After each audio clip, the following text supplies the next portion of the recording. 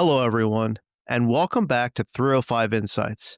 I'm your host, Alan Somerton, and today we're doing an instant reaction to the AP Top 25 college football poll that was just released moments ago. We're going to start off with the obvious one. Florida State debuts at 14 in the Week 2 poll. That's from going, I believe they were ranked somewhere in the 40s, if not 40, because one person had them in their top 25. But man, what a debut, number 14. But let's start from the top. We got Ohio State, Penn State, LSU's up 6 spots. Georgia, Miami moves up 5 spots to number 5. Oregon's at 6. Texas falls from number 1 to 7. Clemson falls to number 8. Notre Dame falls only 3 spots to 9.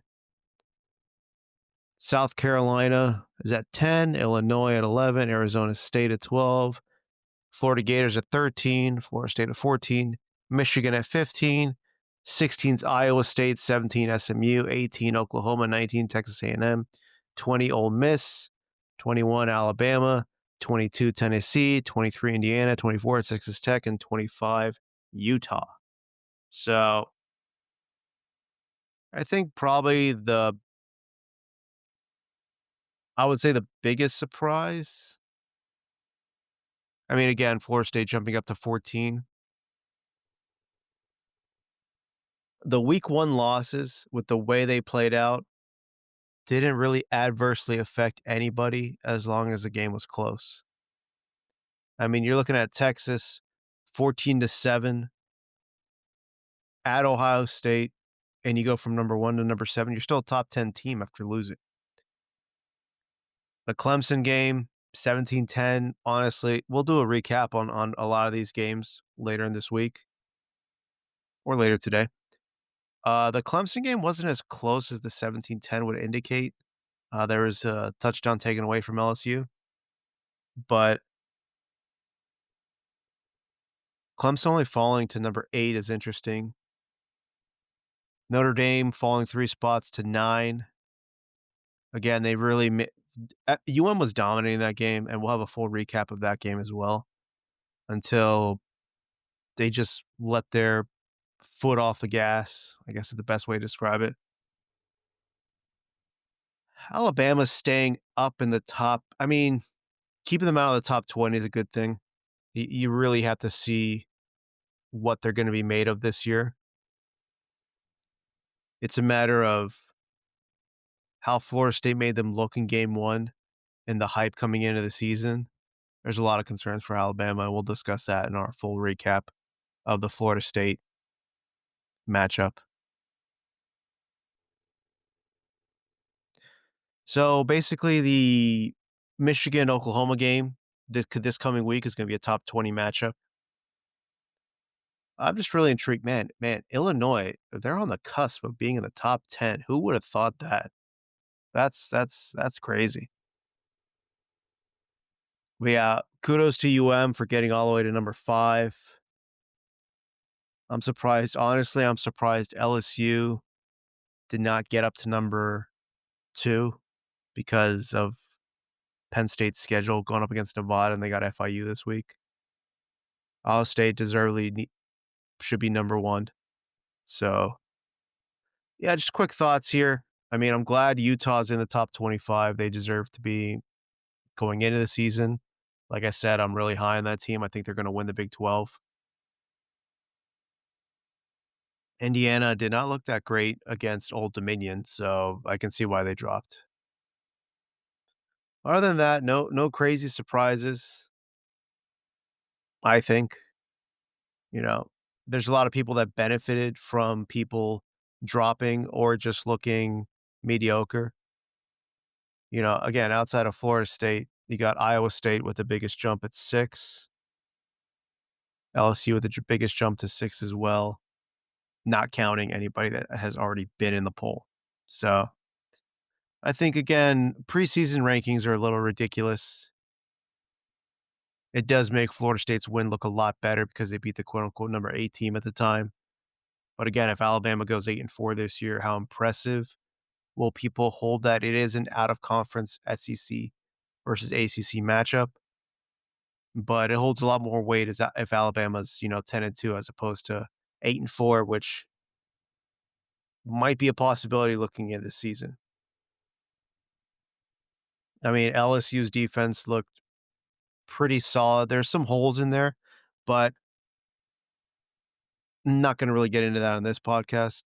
Maybe when we do the deep dive into the big games, but they're athletic enough to cover up a lot of those holes with the transfer portals that they had coming in and with guys like Harold Perkins being used the right way, at least in game one.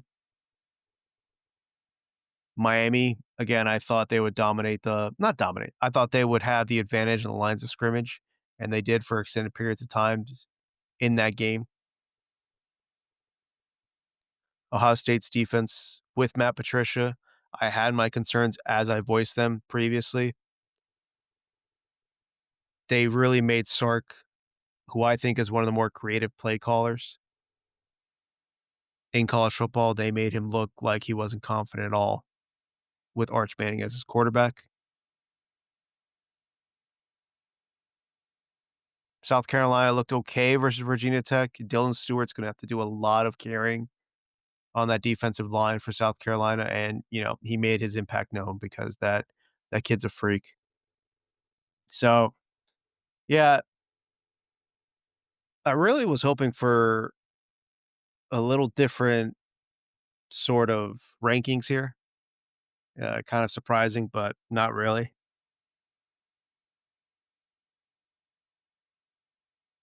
I do think once again there's a lot of SEC teams that seem to be a little overrated, but we'll let that play out. Again, I don't think South Carolina is going to be near the top towards the end of the year. I mean, they're number 10 right now. I don't think they're going to be anywhere near that ranking. I think Texas, I guess, quick reactions to these polls in terms of where I think these teams are going forward. I think initially, and this is just week one projections, what I see moving forward. I'm not going to try and say what I believe previously is right because when it comes to Ohio State, I thought they would struggle a little bit. I had them losing that game, and the defense looks great. The offense is a work in progress, but again, Julian Sayin is a young kid. He's got Jeremiah Smith, Carnell Tate to throw to. It was a very good chess match. So I think Ohio State's going to be fine if that's how their defense is going to play. I don't think Texas is overrated. You saw how they held a lot of talented players on Ohio State to only 14 points, despite their offense not producing anything. I think Sark will right the ship on offense. I think Texas will be fine. I just don't think it's going to be as dominant season as everybody thought it was. I think Penn State, you're not going to really know anything about Penn State for the first three games because it's Nevada, FIU, and Villanova. LSU, Brian Kelly really made a statement. I think that what will go unnoticed in that game a lot because people are going to be excited about that defense is how much of a plus Garrett Nussmeier is at QB in the sense of diagnosing defenses and manipulating him in the way he wants to because Clemson, to me, is one of the more talented defenses in the country, especially on the defensive line and the front seven overall. And he was adjusting play as the line of scrimmage to get his playmakers in the position to succeed. And that was really, really interesting to see that. I mean, he's a high level quarterback coming into the season. And yeah, it was pretty impressive with what the offensive side specifically Garrett Nussmeier. Miami, we'll discuss them later. The top 10 teams, I think the ones that are going to stay are Ohio State, Penn State, LSU, Georgia, Miami, Oregon, and Texas. So basically the top seven, I think, will stay in there. I don't think Clemson They're kind of worrisome. Notre Dame, they're going to stay there by default. They don't really have a lot of tough scheduling, but I don't think these guys in their current iteration look like playoff teams. However, again, Notre Dame has an incredibly easy schedule where they're going to get by just because. Again, I think Oregon's going to be fine regardless of what happens in the Penn State game. I think Georgia and LSU are as currently listed.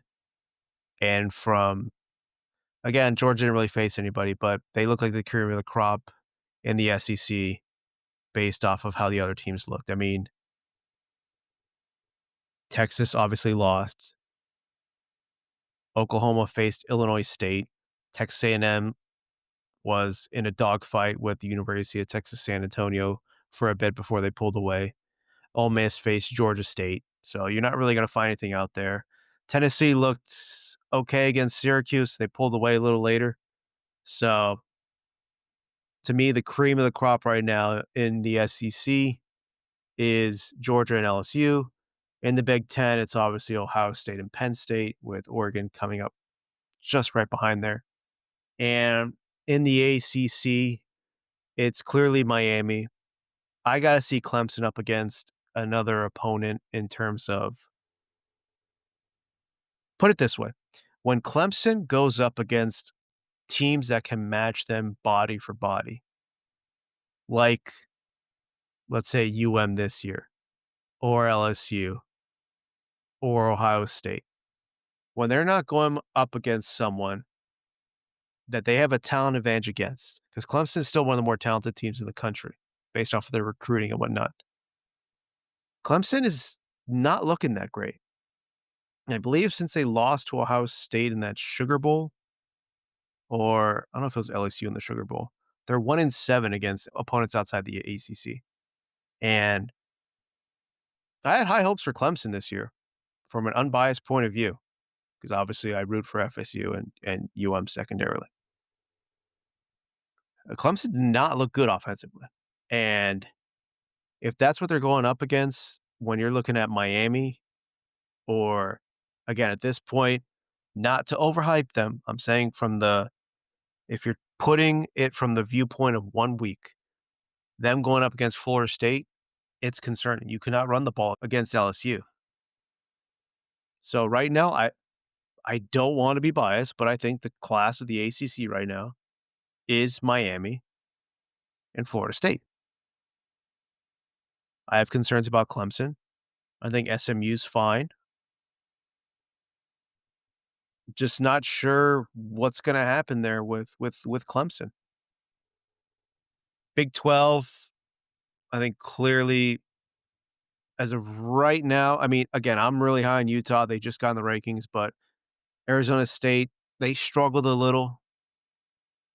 Iowa State so far looks the best.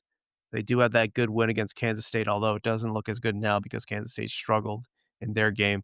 But you had that big win over South Dakota. Again, it's not that impressive because it's South Dakota, but you did what you had to do. If you look at, for comparison's sake, Arizona State, facing Northern Arizona, they won 38-19. Iowa State faces South Dakota, they win 55-7. It's the perception.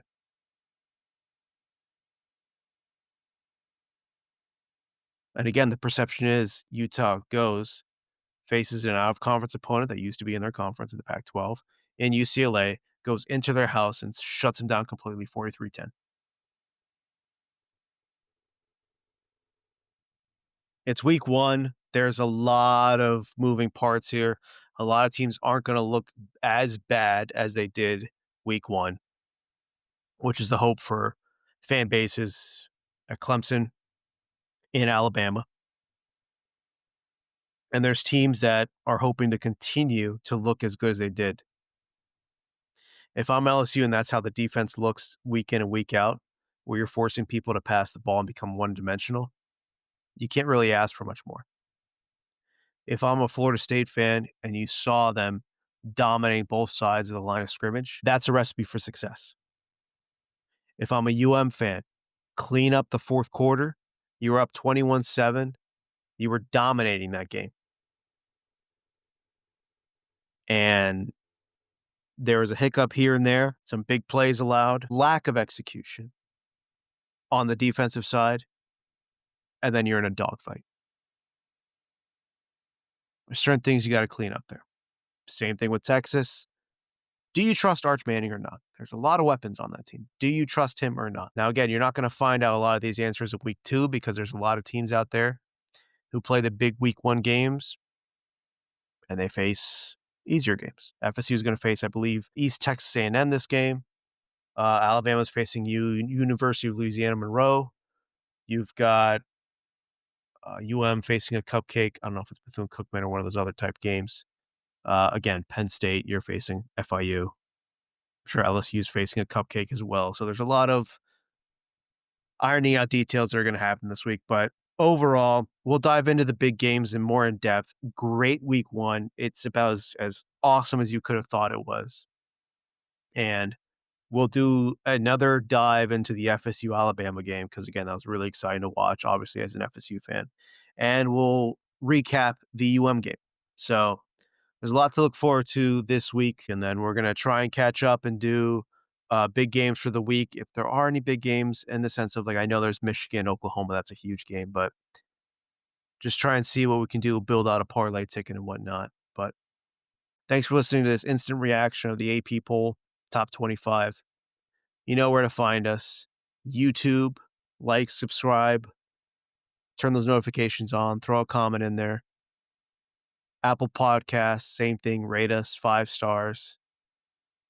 Subscribe, turn the notifications on, Spotify, however you may consume us. Thank you for listening to this show, and we'll catch you next time here on 305 Insights. Have a good one, folks.